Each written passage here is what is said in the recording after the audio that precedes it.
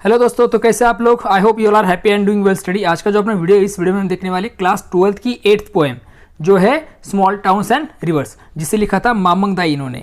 इस वीडियो में हम देखने वाले हैं पोएट के बारे में इंफॉर्मेशन लेंगे, साथ ही साथ हम इंफॉर्मेशन हमें जो सेकंड पैसेज में मिलने वाली वो क्या है, तो पोएम के बारे में कहाँ से ली गई है, ये सब चीज़ें हमें मालूम होगी। और साथ ही साथ मैं आपको बताने वाला हूँ स्टाजा वाइज एक्सप्लेनेशन। इसका मतलब है कि हर एक स्टाजा को मैं आपको आपके सामने क्या करने वाला हूँ, तो एक्सप्लेन करने वाला हूँ। और लास्ट का जो पॉइंट रहेगा, इस पोएम में कौन से फिगर्स ऑफ स्पीच आए हैं, ओके, ये मैं आपको बताने वाला हूँ। इसका मतलब अगर आप ये वीडियो देख लेते तो आपका हर एक पॉइंट जो है वो क्या हो जाएगा, तो अच्छे से क्लियर हो जाएगा। और सबसे इंपॉर्टेंट सूचना, चैनल को लाइक शेयर सब्सक्राइब जरूर कीजिएगा। चलिए फिर शुरू करते हैं स्मॉल टाउन्स एंड रिवर्स इस पोएम को अंडरस्टैंड करने के लिए।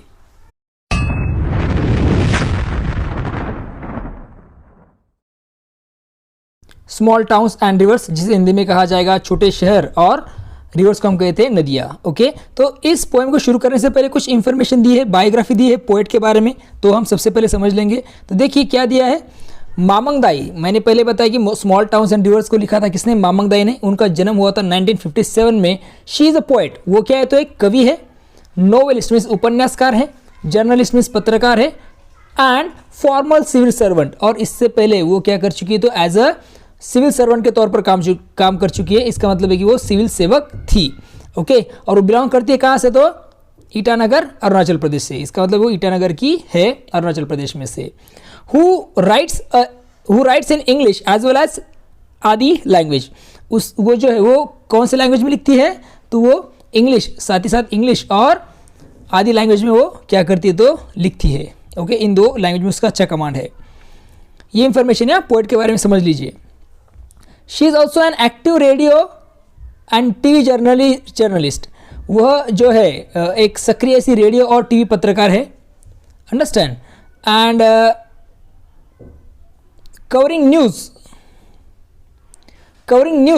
Programmes and interviews for All India Radio and Doordarshan. और वो क्या करती है, तो न्यूज़ प्रोग्राम, समाचार देने का काम करती है। फॉर ऑल इंडिया रेडियो और दूरदर्शन, और बहुत सारे इंटरव्यू भी, जिसे इंटरव्यू का मतलब होता है साक्षात्कार भी वो करती है। कहाँ पे, तो in that All India Radio और दूरदर्शन पे, जो ईटानगर में है। She was a programme officer with World Wide Fund for Nature and work with biodiversity hotspot conservation programme. She was a programme officer, वो प्रोग्राम ऑफिसर के तौर पर वो काम कर चुकी है। किसके साथ उसने काम किया था प्रोग्राम ऑफिसर के तौर पर, तो वर्ल्ड वाइड फंड जो नेचर के प्रति काम करता है, उसके लिए उसने प्रोग्राम ऑफिसर के तौर पर काम किया था।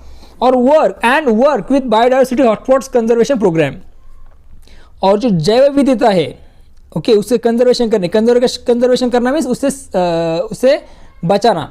तो जो जैव विविधता है, बायोडाइवर्सिटी, उसे बचाने का जो प्रोग्राम था, उस पर भी उन्होंने काम किया था। किसने, तो मामंग दाई इन्होंने, understand. She has received Padmashri award in 2011, उन्हें 2011 को पद्मश्री अवार्ड मिला था। एंड साहित्य अकादमी अवार्ड इन 2017, और 2017 को उन्हें साहित्य अकादमी अवार्ड भी मिला था। तो इसका मतलब ये अवार्ड से हम समझ सकते हैं कि उनका जो राइटिंग करियर है वो बहुत ही खूबसूरत है। ओके, साहित्य में उनका जो योगदान है बहुत ही अच्छा है। Mamang Dai is a strong voice from the north east. Mamang Dai जो है वो उत्तर पूर्व की एक मजबूत आवाज़ है। उत्तर पूर्व मीन्स कौन से, तो 7 सिस्टर का जो एरिया है, अरुणाचल प्रदेश, आसाम, ये जो सब वहाँ के जो 7 राज्य है, उनकी वो क्या है, तो एक स्ट्रॉन्ग वॉइस मीन्स जिसे हम कह सकते हैं एक मजबूत आवाज़ वो है, understand. She is a writer, वो एक लेखक है, लेखिका है। अ पोएट, एक कवि है। पर excellence whose work has the fragrance. Okay, एक कवि के रूप में, एक लेखक के रूप में वह एक कैसे उत्कृष्ट है, एक उत्कृष्ट ऐसी वो एक्सेलेंस मीन्स एक उत्कृष्ट वो ऐसी कवि है, एक लेखिका है। और उसके काम से whose work has the fragrance of her land and her people. उसका जो काम है, उसके काम में उसकी भूमि और उसके लोगों की क्या दिखती है, तो खुशबू दिखती है। इसका मतलब है कि उसके लिखान में या उसके राइटिंग में आपको क्या दिखाई देगा, तो उसके लोग जो है नॉर्थ ईस्ट के, उनके बारे में आपको ज़्यादा जानकारी मिलेगी। साथ ही साथ वो जो भूमि है नॉर्थ ईस्ट की, उसके बारे में वो ज़्यादा लिखती है उसके साहित्य में, आप ऐसे कह सकते हैं। अभी सेकंड जो पैसेज है उसमें क्या दिया है, देखो। The poem small towns and reverse. अभी ये जो पोएम है स्मॉल टाउन्स एंड रिवर्स, ये कहाँ से ली गई है? It is taken from the collection of the poem the reverse poem. अभी ये जो पोएम है वो ली गई कहाँ से ली गई? तो द रिवर्स पोएम नाम का जो कविता संग्रह है उससे वो ये पोएम ली गई है। और ये पब्लिश कब हुआ था? द रिवर पोएम्स, ये जो कविता संग्रह कब पब्लिश हुआ था? तो 2004 में ये पब्लिश हुआ था। The poem describes a landscape and nature where river is a dominant phenomena. ये जो पोएम वो क्या डिस्क्राइब करती है? तो ये पोएम डिस्क्राइब करती है लैंडस्केप। लैंडस्केप मीन्स आकर्षक ऐसी भूमि, और जिसे दूसरा वर्ड है परिदृश्य, जिसे हम कह सकते हैं आकर्षक ऐसी भूमि, और नेचर, नेचर मीन्स प्रकृति का ये पोएम वर्णन करती है। इस पोएम में आपको उसका वर्णन दिखाई देगा। और साथ ही साथ where river is a dominant phenomena, जहाँ पर नदी जो है एक क्या है? तो महत्वपूर्ण ऐसी घटना है। ओके, फेनोमेनन मीन्स घटना। Through the concepts like river has a soul and river knows immortality of water.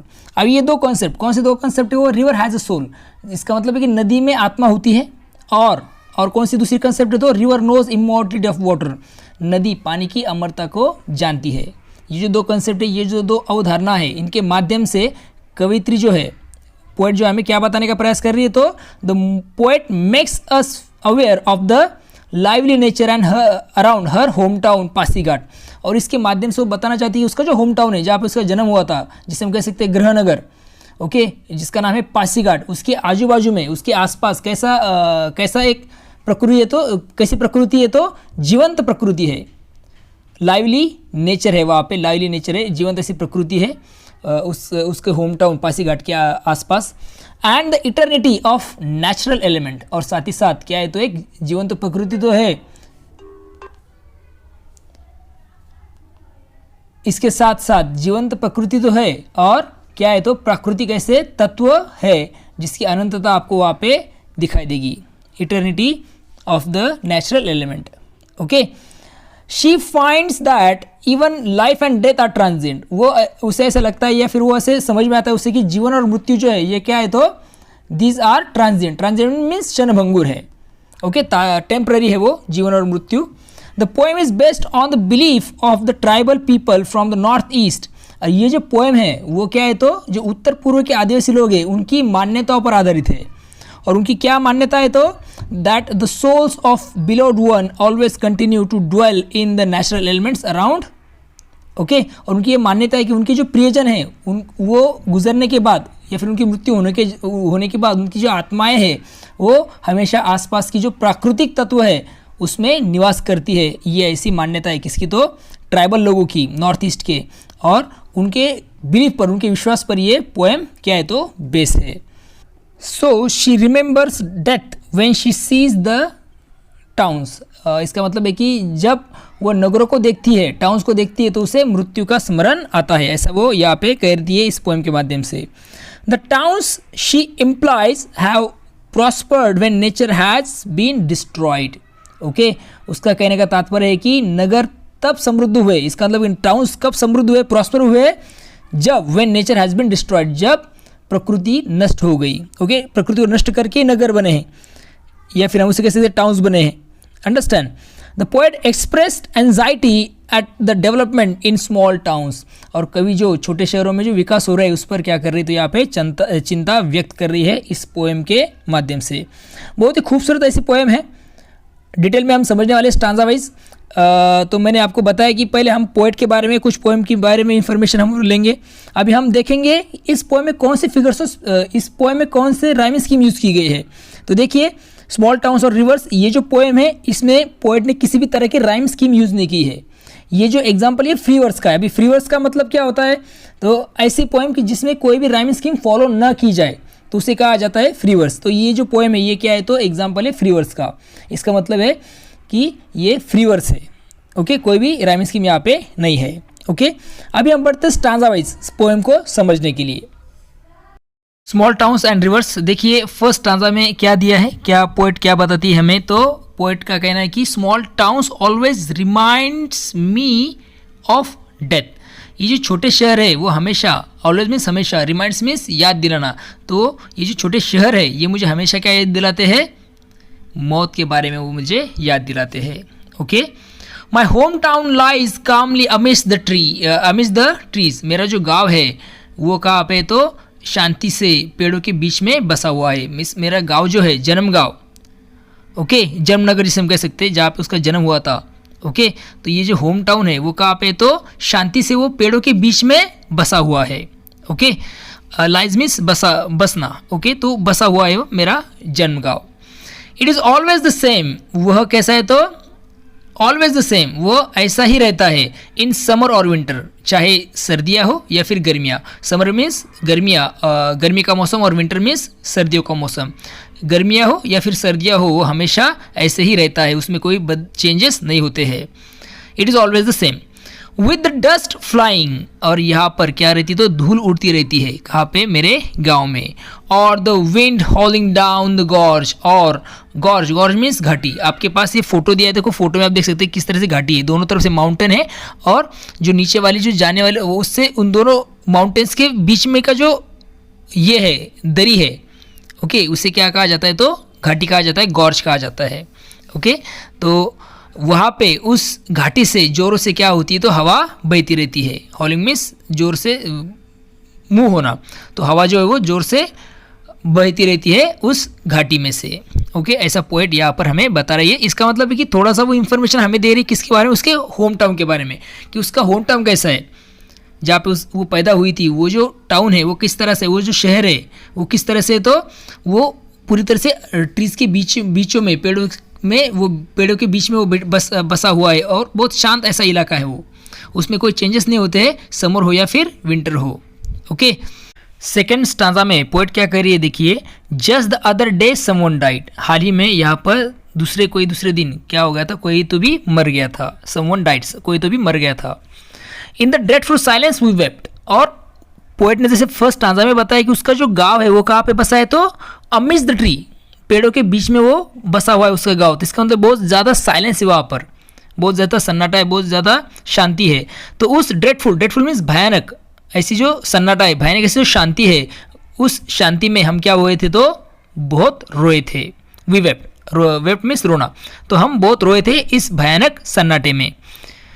Looking at the sad wreath of tuberoses, अभी ट्यूबरोजेस आपको ये स्क्रीन पर फोटो दिख रहा है, ये ट्यूबरोजेस का है, इसे हिंदी में कहा जाता है रजनीगंधा। तो रीत का मतलब होता है माला। ओके, एक गोल या फिर रिंग की तरह जो माला होती है। ओके, ये जो माला होती है, एक रिंग को फ्लावर्स लीव्स चिपकाए जाते हैं और उससे ये माला बनती है। तो ये गोल या फिर रिंग की जो माला है किससे बनी थी, वो ट्यूबरोजेस, ये जो फूल है रजनीगंधा फूल से वो बनी हुई थी। और हम सब उस ट्यूबरोजेस की जो रीत है उसे देखकर हम क्या थे तो बहुत दुखी थे, और हम वहाँ पर रो रहे थे। Life and death, life and death, जिंदगी और मौत, जिंदगी और मौत। यहाँ पे देखिए आप, जिंदगी और मौत, लाइफ एंड डेथ फिर बार बार यूज किया गया है। ये एग्जाम्पल है रिपीटेशन का। मगर ये रिपीटेशन क्यों यूज किया जाता है पोएट के द्वारा, तो किसी भी चीज़ पर स्ट्रेस देने के लिए। तो ये इस तरह से रिपीटेशन यूज किया जाता है बाय द पोएट। तो पोएट कह रहा है कि लाइफ एंड डेथ, जिंदगी और मौत, जिंदगी और मौत। ओके, इसका मतलब ये जो साइकिल है यहाँ पर चलती रहती है उसके होम टाउन में, जहाँ पर वो पैदा हुई थी, उस जो टाउन है, उस जो शहर है, वहाँ पर ये चलती रहने वाली चीज़ है लाइफ और डेथ। ये एक साइकिल है जो हर बार चलती रहेगी। लाइफ किसी का जन्म होगा, फिर वो डेथ हो जाएगा, ये चलने वाली चीज़ है। सिर्फ only the rituals are permanent, life और डेथ ये तो चलने वाली चीज़ है। अगर यहाँ पे कुछ परमानेंट है, ओके, तो वो क्या है तो रिचुअल्स, रिचुअल्स मीन्स रिवाज, रिवाज जो है वो ही परमानेंट है, वही हर बार रहने वाले हैं लास्ट तक।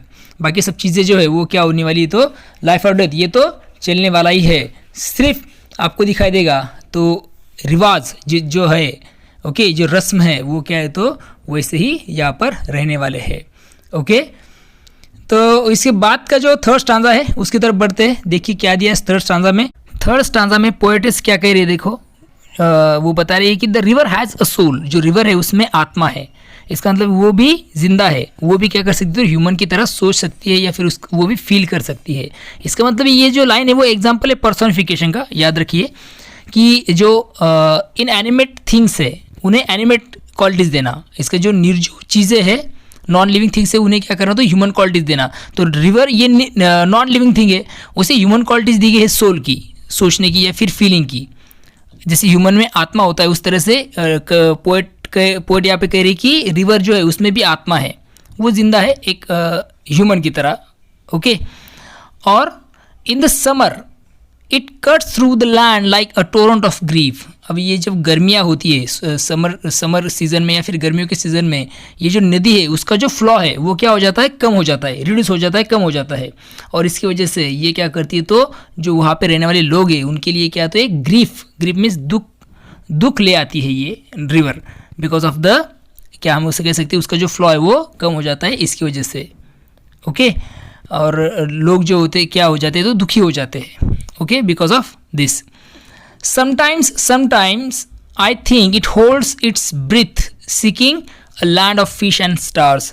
कभी कभी आई थिंक, मुझे लगता है कि इट होल्ड्स इट्स ब्रीथ, ये जो नदी है उसने क्या किया, तो उसकी सांसें रोकी हुई है। किस लिए रोके हुए इस नदी ने सांसें, तो सीकिंग अ लैंड, इसने सांसें रोक कर रखी है और वो क्या ढूंढ रही है, एक ऐसी ज़मीन ढूंढ रही है of a land fish and star, जहाँ पे क्या होगी, तो फिश मछलियाँ होगी और तारे होंगे। इसका मतलब है कि नदी, ये जो रिवर है वो कहाँ बहना चाहती है, ऐसी ज़मीन पर कि जहाँ पे तारे हो, साथ ही साथ क्या हो, तो फिश हो, और वो जो वाटर हो पूरी तरह से क्लीन हो। ये जो लोग वहाँ पर रह रहे हैं उस टाउन में, टाउन बढ़ रहा है तो नदी का पोल्यूशन हो रहा है वहाँ पे, तो इसकी वजह से नदी ऐसी जगह ढूंढना चाहती है कि जहाँ पे फिश रह सके, स्टार्स अच्छे से चमक सके, इस तरह से क्लीन वाटर में वो बहना चाहती है। इस तरह की लैंड वो क्या कर रही है, तो ढूंढ रही है। सीक मीन्स ढूंढना। इसके बाद का जो स्टांजा है उसमें बताया, देखो, the river has a soul, फिर से रिपीट हुई है यहाँ पे line, the river has a soul. ये रिपीटेशन फिगर ऑफ स्पीच आपको दिखाई देगा, डिटेल में डिस्कस करने वाले हैं हम, वैसे भी मैं आपको बता दूं, और ये भी बता दूं कि हर एक फिगर ऑफ स्पीच में मैंने क्या बनाए थे, वीडियो बनाए, उसकी लिंक आपको डिस्क्रिप्शन में मिल जाएगी, उसकी प्लेलिस्ट की। वहाँ पर जाकर आप क्या कर सकते हो, तो सभी तरह के फिगर्स ऑफ स्पीच समझ सकते हैं। तो ये जो लाइन है, देखो, the river has a soul, river में क्या है, तो आत्मा है। इसका मतलब वो भी एक ह्यूमन की जैसी है, वो भी फील कर सकती है, वो भी सोच सकती है। वर्ड कह रही है कि इट नोज, इसका मतलब कि रिवर सब जानती है। रिवर क्या क्या जानती है, तो स्ट्रेचिंग पास द टाउन, क्योंकि वो जो रिवर है वो कहाँ से बहती है, तो गांव से, उसका जो टाउन है उसके नज़दीक से वो बहकर आगे चली जाती है, कौन, रिवर। और वो जानती है, क्या जानती है, from the first drop of rain to dry earth, जो फर्स्ट ड्रॉप है, जो सूखी पड़ी ज़मीन है उस पर जब ये पहली बूंद गिरती है किसी बारिश की, तो उसमें क्या आ जाती है, तो एक जान आ जाती है, ये नदी जानती है। ओके, वो पानी का महत्व जानती है कि जो ड्राई अर्थ है उसके लिए फर्स्ट ड्रॉप ऑफ रेन कितना ज़रूरी है। साथ ही साथ ये नदी जानती है, क्या जानती है, and mist on the mountain top, और जो माउंटेन टॉप है, ओके, पहाड़ियों की चोटी पर जो धुंध है, मिस्ट मीन्स धुंध, ओके, वो रहती है। ये भी रिवर जानती है कि माउंटेन टॉप पर, इसका मतलब पहाड़ों की चोटी पर ये धुंध रहती है। ओके, ये धुंध किसके फॉर्म में होती है, तो बादल की फॉर्म में होती है, बाद में बारिश होकर नीचे गिरेगी। अंडरस्टैंड, ये सब ये नदी जानती है। The river knows the immortality of water, ये जो रिवर है, नदी जो है, वो क्या जानती है, तो इमॉर्टलिटी ऑफ वाटर, पानी जो है वो कभी ख़त्म नहीं होगा। इमॉर्टलिटी मीन्स अमर, पानी क्या है, तो अमर है, वो कभी भी ख़त्म नहीं होता, ये भी रिवर जानती है।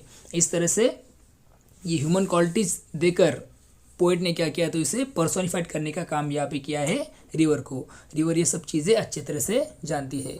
ये जो स्टैंजा है इसमें पोइट क्या कह रही है, देखो, अ shrine of happy pictures marks the day of childhood. Shrine का मतलब होता है मंदिर, ओके, एक होली प्लेस। तो यहाँ पे पोइट कह रही है कि अ shrine of happy pictures means memories, जो खूबसूरत ऐसी उसकी यादें हैं, खुश करने वाली यादें, marks the day of childhood, और ये यादें कब की, तो बचपन की यादें हैं। इसका मतलब ये है कि पोइट यहाँ पे कह रही है कि उसका जो बचपन है, वो जो खुशी की याद है उसकी बचपन की, उसका एक मंदिर उसने क्या किया, तो उसके मन में संजो कर रखा हुआ है, ऐसे पोइट यहाँ पर कह रही है। Small towns grow with anxiety for the future, ये जो स्मॉल टाउन है, ये जो छोटे शहर है, यहाँ पे रहने वाले जो लोग हैं वो क्या करते, तो हमेशा हर बार क्या करते, तो भविष्य की चिंता कर क्या रहते हैं, वो चिंता में रहते हैं। इसका मतलब ये है कि जो स्मॉल टाउन्स बढ़ रहे हैं मगर वहाँ के जो रहने वाले लोग हैं वो चिंता में हैं। इसी वजह से पोइट यहाँ पर कह रही है कि small town grows with anxiety for future, छोटे शहर भविष्य के लिए भविष्य की चिंता के साथ क्या हो रहे, तो बढ़ रहे हैं, ऐसा पोइट यहाँ पर कह रही है। The dead are place pointing west, अभी फिर से थोड़ा सा यहाँ पे चेंज हो गया है, देखो ट्रैक। तो यहाँ पे पोइट कह रहे हैं कि जो डेड है, जो लोग गुजर गए हैं या फिर मर गए हैं, उन्हें क्या किया जाता है, उनके गांव में, उसके होम टाउन में कहाँ पे दफनाया जाता है, तो वेस्ट में उसे वहाँ पर दफनाया जाता है या फिर वहाँ पे रखा जाता है। क्यों उसे वेस्ट दिशा में, पश्चिम दिशा में रखा जाता है, तो When the soul rises, it will walk into the golden east, into the house of the sun. Okay जब कभी भी वो जो मरा हुआ आदमी है उससे जब उसकी आत्मा अलग हो जाएगी, ओके और वो उठेगी और कहाँ चली जाएगी, तो सीधा it will walk into the golden east. वो कहाँ चली जाएगी, तो गोल्डन ईस्ट मीन्स जो सुनहरा ऐसा ईस्ट है, पूर्व दिशा है, उस तरफ वो चली जाएगी. और पूर्व दिशा में क्या है, तो हाउस ऑफ द सन, सूरज का क्या है, तो घर है. इसका मतलब कि सूरज जहाँ से उगता है वो ईस्ट दिशा, तो उस तरफ ये जो आत्मा है उस मरे हुए इंसान की क्या हो जाएगी, तो चली जाएगी गोल्डन ईस्ट की तरफ, जहाँ क्या है, तो सूरज का घर है उस दिशा में.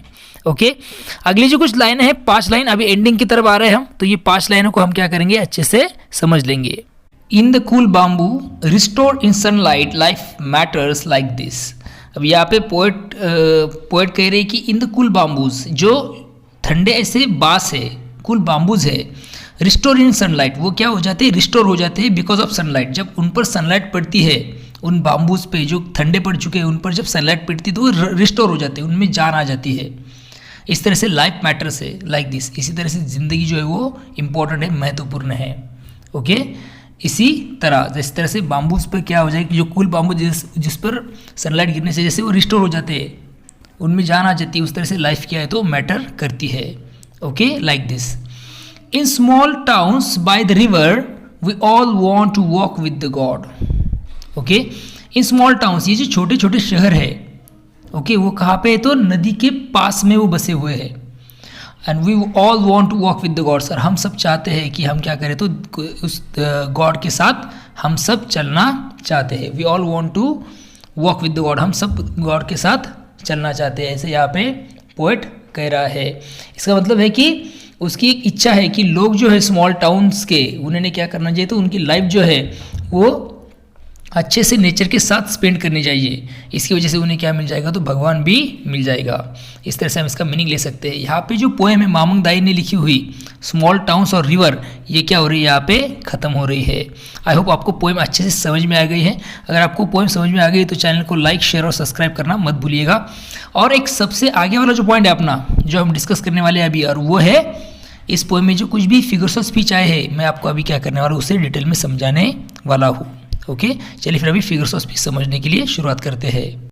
फिगर ऑफ स्पीच में देखा जाए तो जो फर्स्ट आंसर है उसमें जो सेकंड लाइन है, my home town lies calmly amidst the trees, इसमें आपको दिखाई देगा कौन सा फिगर ऑफ स्पीच, तो इसमें दिया है देखो पर्सोनिफिकेशन, क्योंकि होम टाउन जो वर्ड है उसे ह्यूमन क्वालिटीज दी गई है, और वो क्या है, तो लाइंग कामली, शांत बैठना. ओके तो ये जो ह्यूमन क्वालिटीज होती है तो ये किसी दी गई है, तो होम टाउन को होती है. For this is the example of personification. उसके बाद का जो एग्जाम्पल है वो है इन समर और विंटर, ये एंटीथेसिस है, क्योंकि दो अपोजिट सीजन्स, दो अपोजिट वर्ड्स, समर का वर्सेस विंटर, ये दो अपोजिट सीजन्स है, तो एक ही लाइन में आए हैं, तो this is the example of antithesis. Understand. उसके बाद की जो लाइन है, और the wind हॉलिंग down the gorge, इस पर आपको दिखाई देगा ओनोमोटोपोइया, क्योंकि हॉलिंग जो वर्ड है ये क्या डिनोट कर रहा है, तो साउंड डिनोट कर रहा है, साउंड दिखाने का काम कर रहा है, आवाज़ दिखाने का काम कर रहा है. जो आवाज़ कौन बनाता है, विंड बनाता है. तो ये एग्जाम पड़ेगा किसका, तो this is the example of ओनोमोटोपोइया.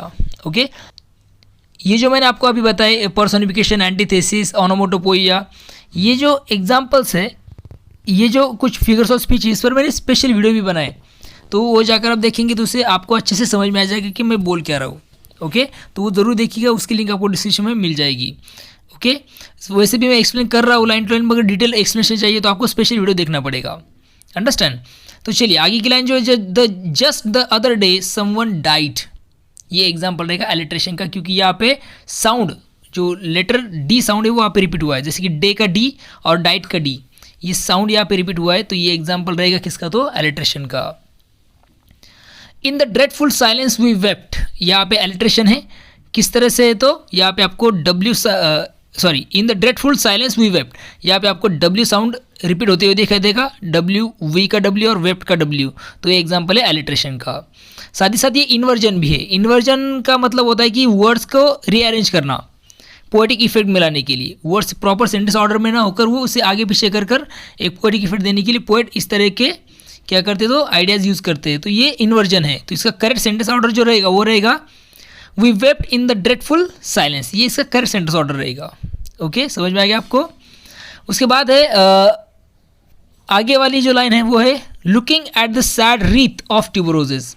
यहाँ पे पर्सोनिफिकेशन है, क्योंकि रीथ ऑफ ट्यूबरोजेस जो है उसे पर्सोनिफाइड किया गया है, उसे ह्यूमन क्वालिटीज दी गई है। कौन सी? तो बीइंग सैड, दुख दर्शाने के लिए इसे एक ह्यूमन क्वालिटीज दी गई है रीथ ऑफ ट्यूबरोजेस को। तो ये एग्जाम्पल है पर्सोनिफिकेशन का। Life and death, life and death यहाँ पे आपको दिखाई देगा एंटीथेसिस, क्योंकि दो अपोजिट आइडियाज आई है वहाँ पे, लाइफ और डेथ एक ही लाइन में, तो इसे कहा जाएगा एंटीथेसिस। ओके, तो अपोजिट आइडिया अगर एक लाइन में आती है तो वो एग्जाम्पल रहेगा एंटीथेसिस का, तो ये एंटीथेसिस है। साथ ही साथ ये रिपीटेशन भी है, क्योंकि लाइफ एंड डेथ ये फ्रेज 2 बार रिपीट हुए यहाँ पे, तो ये एग्जाम्पल है किसका? तो रिपीटेशन का। अंडरस्टैंड। उसके बाद की जो लाइन रहेगी थर्ड स्टांजा की है, देखो the river has soul. The river has soul ये क्या एग्जाम्पल है? तो पर्सोनिफिकेशन का एग्जाम्पल है। क्यों? क्योंकि रिवर को एक ह्यूमन क्वालिटीज दी गई है जिसे हम कहते हैं सोल, उसे पर्सोनिफाइड किया गया है, तो ये रहेगा एग्जाम्पल किसका? तो पर्सोनिफिकेशन का। उसके बाद की जो लाइन है in the summer it cuts through the land like a Torrent of grip. Okay, ये एग्जाम्पल है किसका? तो पहला ये बताया जाएगा मेटाफर का, क्योंकि ग्रीफ को इनडायरेक्टली कंपेयर किया गया है टोरेंट के साथ, तो ये एग्जाम्पल है मेटाफर का। पर्सोनिफिकेशन भी है, क्योंकि रिवर को ह्यूमन क्वालिटीज दी गई है, एनिमेट क्वालिटीज दी गई है, कैसी? तो cutting through the land. Okay, तो कटिंग थ्रू द लैंड ये ह्यूमन क्वालिटीज दी गई है रिवर को, तो ये एग्जाम्पल है किसका? तो पर्सोनिफिकेशन का। यहाँ पे आपको सिमिली भी दिखाई देगी, किस तरह से? क्योंकि यहाँ पे जो रिवर है उसे कंपेयर किया गया है, डायरेक्टली कंपेयर किया गया है टोरेंट ऑफ ग्रीप के साथ, और वर्ड भी आपको दिखाई देगा लाइक वर्ड यहाँ पे यूज़ किया गया है, तो ये एग्जाम्पल है किसका? तो सिमिली का। ओके, आगे की जो 2 लाइन है वहाँ पे sometimes I think it holds its breath seeking a land of fish and stars. यहाँ पे सबसे पहले आपको दिखाई देगा एलिट्रेशन, क्योंकि यहाँ पे साउंड एस रिपीट हुआ है, समथिंग वाला। सीकिंग और स्टार भी आपको एस साउंड वहाँ पे रिपीट हुआ है, तो एक एग्जाम्पल है एलिट्रेशन का। पर्सोनिफिकेशन भी है, क्योंकि रिवर को ह्यूमन क्वालिटीज दी गई है, एनिमेट क्वालिटीज दी गई है। क्या? तो होल्डिंग इट्स ब्रीथ, एनिमल है या फिर ह्यूमन है जो होल्ड कर सकते हैं उसकी ब्रीथ को, तो ये क्वालिटीज दी गई है रिवर को। ओके, तो पर्सोनिफिकेशन। साथ ही साथ सीकिंग भी एक ह्यूमन क्वालिटी है, ढूंढना। ये कोई रिवर ढूंढ नहीं सकती, वो कुछ लिविंग थिंग नहीं है, नॉन लिविंग है, पर उसे लिविंग थिंग की क्या दी गई? तो क्वालिटीज दी गई है, तो ये एग्जाम्पल रहेगा किसका? तो डेफिनेटली किसका? तो पर्सोनिफिकेशन का। यहाँ पे आपको रिपीटेशन भी दिखाई देगा, क्योंकि समटाइम्स ये जो वर्ड है वहाँ पे रिपीट हुआ है एक ही लाइन में, तो ये एग्जाम्पल है किसका? तो रिपीटेशन का भी। ओके, उसके बाद की जो लाइन है 4th स्टांजा की है, it knows stretching past the town. यहाँ पे पर्सोनिफिकेशन है, क्योंकि रिवर को पर्सोनिफाइड किया गया है, ह्यूमन क्वालिटीज दी गई है नोइंग की, वो जानती है। इसका मतलब ये है कि this is the example of personification. Okay, उसके बाद की लाइन आपको दिखाई देगी from the first drop of rain to dry earth. यहाँ पे एलिट्रेशन है, क्योंकि यहाँ पे साउंड रिपीट हुआ है, कौन सा? तो एफ। ओके, फर्स्ट और फ्रॉम, एफ साउंड यहाँ पे रिपीट हुआ है, और डी साउंड भी रिपीट हुआ है, ड्रॉप का डी और ड्राई का डी, तो ये एग्जाम्पल है किसका? तो एलिट्रेशन का। उसके बाद की लाइन है and mist on the mountain top. यहाँ पे आपको दिखाई देगा एलिट्रेशन, क्योंकि साउंड जो एम है यहाँ पे रिपीट हुआ है, तो ये एग्जाम्पल रहेगा एलिट्रेशन का। मिस्ट का एम और माउंटेन टॉप का एम, तो ये एग्जाम्पल है एलिट्रेशन का। द रिवर नोज, पर्सोनिफिकेशन, क्योंकि रिवर को नोइंग की क्वालिटीज दी गई है, जानने की, तो ये एग्जाम्पल है ह्यूमन क्वालिटी है ये, तो ये दी गई रिवर को यूज़ की है पोइट ने, तो इसका ये किसका एग्जाम्पल है? तो पर्सोनिफिकेशन का एग्जाम्पल है। ओके, अब आगे बढ़ते हैं। आगे की जो स्टांजा है उसमें दिखाया जाएगा अ shrine of happy pictures mark the day of childhood. यहाँ पे आपको दिखाई देगा सबसे पहले मेटाफर, क्योंकि हैप्पी पिक्चर्स को इनडायरेक्टली कंपेयर किया गया है श्राइन के साथ। ओके, होली प्लेस के साथ हैप्पी पिक्चर्स को कंपेयर किया गया है इनडायरेक्टली, तो ये एग्जांपल है मेटाफर का। यहाँ पे पर्सोनिफिकेशन भी आपको दिखाई देगा किस तरह से, तो जो पिक्चर्स है उसे पर्सोनिफाइड किया गया है, उसे ह्यूमन क्वालिटीज दी गई है बीइंग हैप्पी, खुश रहने की, किसी पिक्चर को, पिक्चर वर्ड को, तो ये एग्जांपल है किसका? तो पर्सोनिफिकेशन का। अंडरस्टैंड। उसके बाद की लाइन है देखो, small towns grow with anxiety, small towns grow with anxiety for the future. ये एग्जांपल है एलिट्रेशन का। एलिट्रेशन कैसे? तो साउंड एफ वहाँ पे रिपीट हुआ है, देखो फॉर एंड फ्यूचर एफ, ये एग्जांपल एलिट्रेशन का। पर्सोनिफिकेशन भी आपको दिखाई देगा, क्योंकि स्मॉल टाउन्स जो है उसे ह्यूमन क्वालिटीज दी गई है, ग्रो होना, ये ग्रो होना ह्यूमन क्वालिटीज़ है, तो ये एग्जाम्पल रहेगा पर्सोनिफिकेशन का। साथ ही साथ फीलिंग एंजाइस मीन्स एंजाइटी, ये भी फील करना, ये भी कौन करता है, ह्यूमन एंजाइटी फील करता है, तो ये एग्जाम्पल है किसका, तो पर्सोनिफिकेशन का। उसके बाद की लाइन देखो, the dead are placed pointing west, यहाँ पे आपको एलिट्रेशन दिखाई देगा क्योंकि साउंड पी यहाँ पे रिपीट हुआ है, प्लेस का पी और पॉइंटिंग का पी, तो ये एलिट्रेशन है यहाँ पे। उसके बाद की लाइन दिख रही है आपको, it will walk into the golden east, यहाँ पे आपको दिखाई देगा सबसे पहले एलिट्रेशन, क्योंकि डब्ल्यू जो साउंड है वहाँ पर रिपीट हुआ है, विल का डब्ल्यू और वॉक का डब्ल्यू, तो ये एलिट्रेशन है।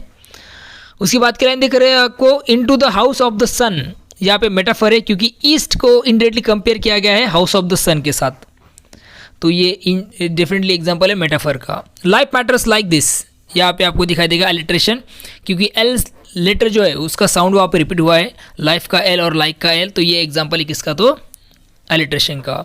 लास्ट की लाइन दिख रही है देखो आपको, we all want to walk with the gods, यहाँ पे एलिट्रेशन है क्योंकि वर्ड जो लेटर डब्ल्यू है ये साउंड यहाँ पे रिपीट हुआ है, डब्ल्यू, वी का डब्ल्यू, वांट का डब्ल्यू और वॉक का डब्ल्यू, तो ये एग्जाम्पल, और विथ का डब्ल्यू भी है, तो ये एग्जाम्पल रहेगा किसका, तो एलिट्रेशन का।